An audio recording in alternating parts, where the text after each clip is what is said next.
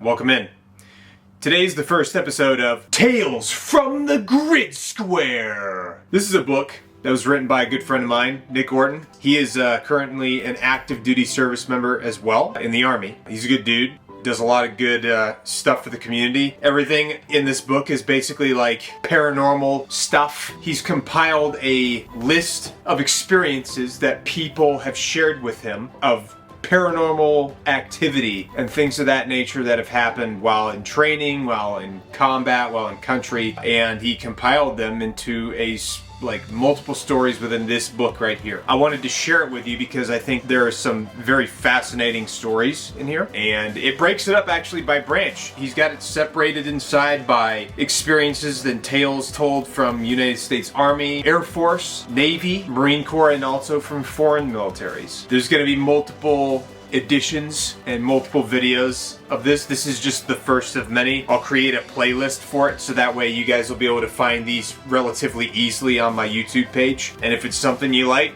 leave a comment, like it, send it to your friends, share it around. Let me know what you thought. I want to start off with something I think that's probably important is this disclaimer right here. That disclaimer, I think it's important. It says, the contents of this book are not reflective of the Department of Defense and Armed Services. The contents of this book do not serve as any sort of official statement of the Department of Defense and Armed Forces. The views expressed in this book are of a personal nature and not related to any official view of the Department of Defense or the Armed Services. And I understand that he has to put this because he's still active duty, right? And the same thing, these are just stories. Obviously, nobody's claiming them to be 100% true, but minimal editing has taken place to present these stories to the reader to preserve the voice of the original source and discretion. Or, as a discretion, the stories printed are presented in their raw and vulgar form. The book contains depictions of violence and language that can be disturbing to some.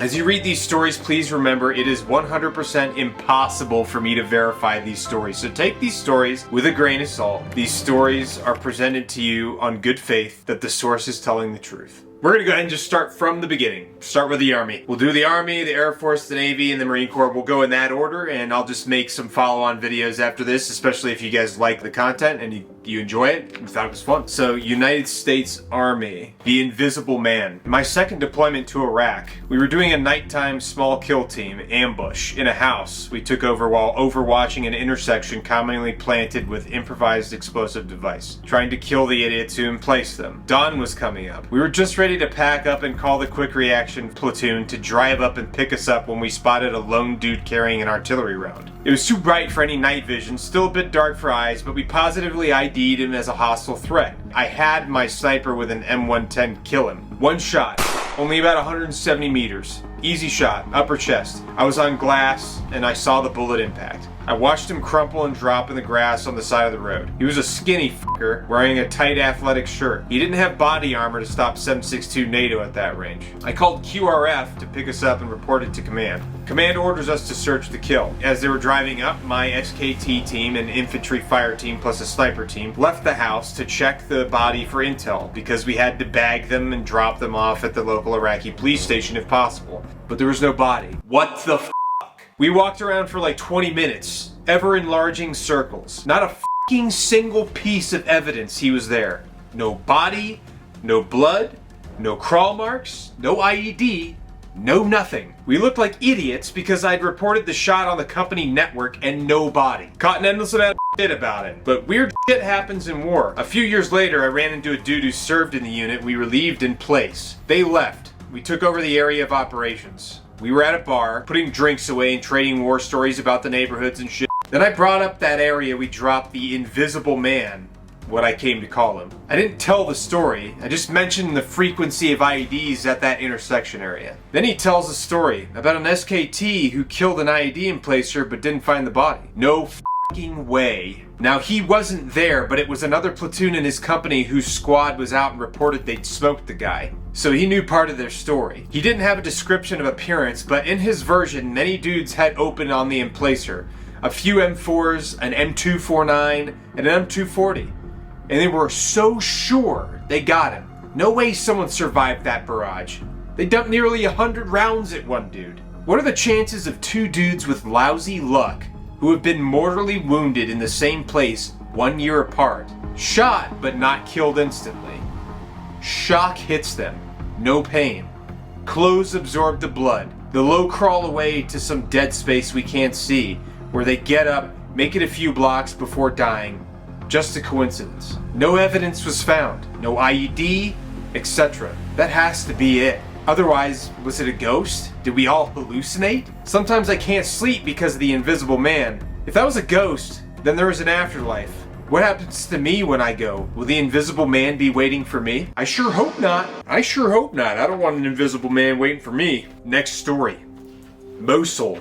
My mom deployed to Iraq with the army to Mosul and told me, I don't remember if it was her experience or someone else's experience, but we'll just say it was hers for now. In 2006, she was manning a traffic control point, TCP, as part of the Lioness team, female engagement team's predecessor, with some grunts. The TCP was set on a road leading to a mosque/church. One night, a car pulls up and the driver looks scared and nervous, and in the passenger seat was a woman in hijab wearing sunglasses or some shit. Anyway, the soldier asks the guy, who's in the driver's seat, for IDs. And my mom goes to the passenger seat and deals with the passenger. My mom walks over to order the woman to pull down her hijab from her face and take her glasses off or whatever was concealing her face. The woman doesn't move at all, so my mom and the other guy order the driver to remove her face coverings, and the dude starts nervously trembling and removes her face coverings. My mom couldn't tell if it was a man under the coverings or a woman, but the person had the same eyes as Reagan from The Exorcist. They were drooling from the mouth,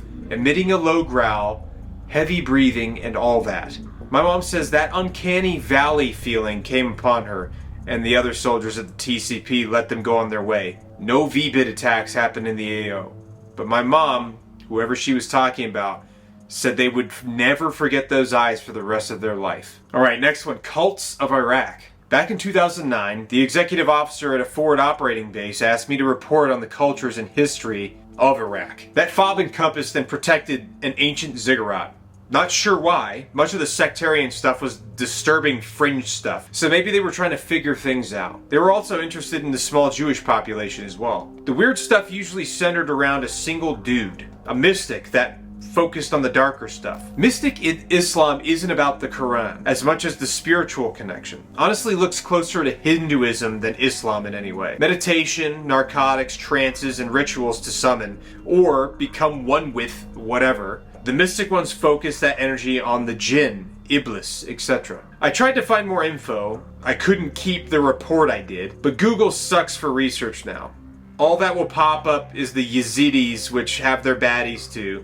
They focus on Marduk. A couple of things if you want to dig into it. Physical evidence shows that Zoroastrianism does not predate Judaism, whatever that means. It just predates the Jewish exile to Babylon. Also, Islam is a relatively new religion. These are super important details because the diffusion of ancient cultures ties all the boogeymen origin stories together. One of these days I'll get back into it. The stories that pop out when you have all that info are engrossing. For instance, an Islamic fighter created a brigade of extremists, as in too for other extremists to associate with, that would kill their enemies and eat their hearts and their livers. This way, they would destroy their opposition and gain the power and knowledge of the person they killed. They validate this from a story where Hind ate the liver of Hamza, which is the companion of the Prophet Muhammad. Those guys still considered themselves Muslims. You also have the counterculture guys, who see Islam as a corruption of an older, better, or more powerful religion. Cryptids, jinn, ghouls, etc. All whisperings of religions of the past. Usually ancient holdover pieces blending local and foreign beliefs. Inevitably some crazy with a dark past latches on to this stuff and tries to revive it. He is given or finds some secret knowledge that ties together with whatever ancient mystery he wants to use to validate whatever he's selling. The MO of these guys is always the same. They seek validation, pleasure, influence, and power. When they focus on the darker spirits, things get sick. I call these guys anti-Muslims. They do get off on doing all the things Islam says are evil. Or they get off on doing all the things Islam says are evil. They do rituals to summon these jinn beings. These guys are pretty much the same worldwide. Stryogi, fairy, etc. These anti-Muslim guys want to channel these spirits to help them fight their enemies. They, like the ones that target travelers and strangers, these jinns are usually extra spooky. So these guys focus on connecting with that shit. Now throw in a combat zone, various people stacking bodies on regular for generations in consolidated area. It's no wonder our guys see freaky stuff. Next story, memories of the old regime. Not incredibly spooky, but here's my story. Middle of Baghdad.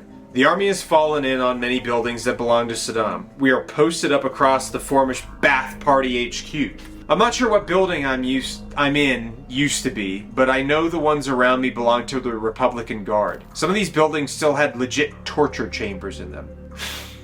Oh, okay. My spotter thought he heard me call him and laugh like clear as day, like I was going to show him something funny, and he came to the room, but I wasn't there. It happened to him twice, with the voices of guys in our team. It's also happened to another dude in our team who woke up screaming loud as hell every night, hearing things that aren't there. Alright, the next one. The bear remained in the mountains. I don't really believe in ghosts, but I got creeped out one night in northern Afghanistan, and to this day, I'm still not sure what to think. We had conducted this massive operation to push into a valley that was Taliban controlled and establish an outpost on what the locals called Russian Hill. The story went that during their invasion, a battalion of Russian soldiers had been overrun and slaughtered on this hill. They were tortured and dismembered up there. Dismembered. Jeez. It took us a week to reach the hill. With troops in contact each day leading to it, we finally reached it and had to have a mine-clearing line charge clear a path up to it as Russian mines still surrounded it. We quickly established hasty fighting positions and began digging in. Afghan army soldiers with us refused to go up that hill, so they set up at the base.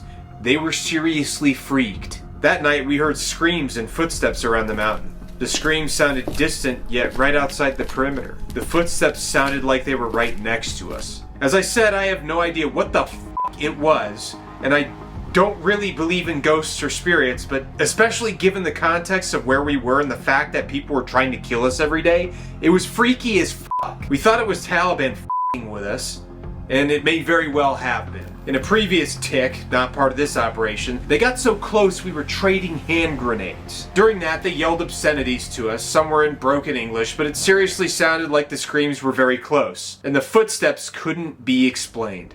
I don't know, man. It could have just as quickly been our delirious state. Several of us heard it. That's kind of spooky. I mean, when you compile like the level of stress from being in a combat zone like that, plus hearing things that aren't there. I mean, I'm sure that you probably hear things that aren't there when you go significant periods of time without properly sleeping. So that could play a part in it too, but I mean, again, I don't know. I've never been to combat. I've only ever done non-combat deployments, so I don't know. But either way, sounds spooky. All right, the next one.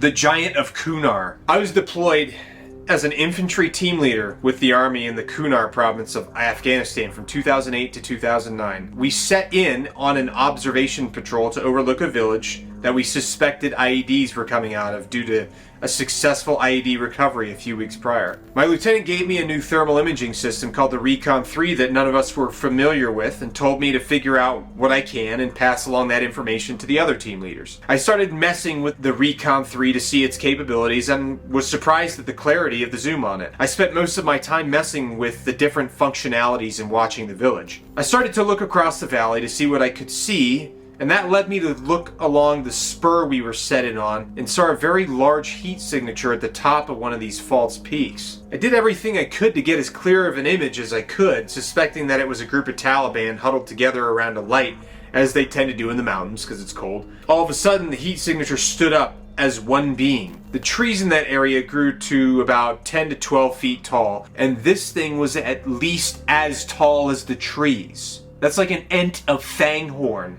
if not taller than the trees that surrounded it. It started taking steps parallel to my position, was covering ground quickly with ease. Its stride was slow and relaxed, yet it moved with incredible speed. That led me to believe that this creature was gigantic. It very quickly traversed the landscape, and I lost sight of it along a neighboring spur. I did not believe what I saw initially, assuming I had imagined it. I had never seen anything like that in my life.